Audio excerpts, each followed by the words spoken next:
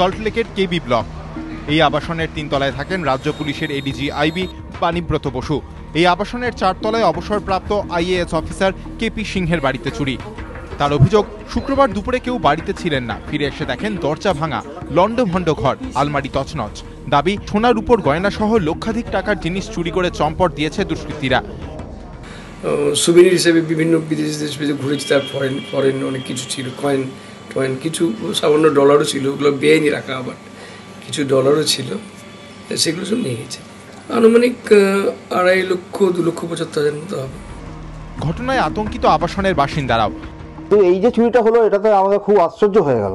এটা যে হচ্ছে যেরকম ভাবে অপারেশনটা হয়েছে, তার মডাস অপারেটরটা দেখে মনে হচ্ছে কি কেউ নিশ্চয়ই জানাশোনা লোকই এটা করেছে। আবাসনের মূল গেটে কড়া নিরাপত্তা, তাহলে কিভাবে চুরি হলো ওই ফ্ল্যাটে? দানা বাঁধছে রহস্য। তদন্তে বিধাননগর দক্ষিণ থানার পুলিশ। একের পর এক চুরির ঘটনায় আতঙ্কিত সল্টলেকের বাসিন্দারা।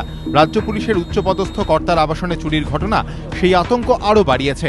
পাশাপাশি নিরাপত্তা নিয়ে প্রশ্ন তুলছেন স্থানীয় বাসিন্দারা।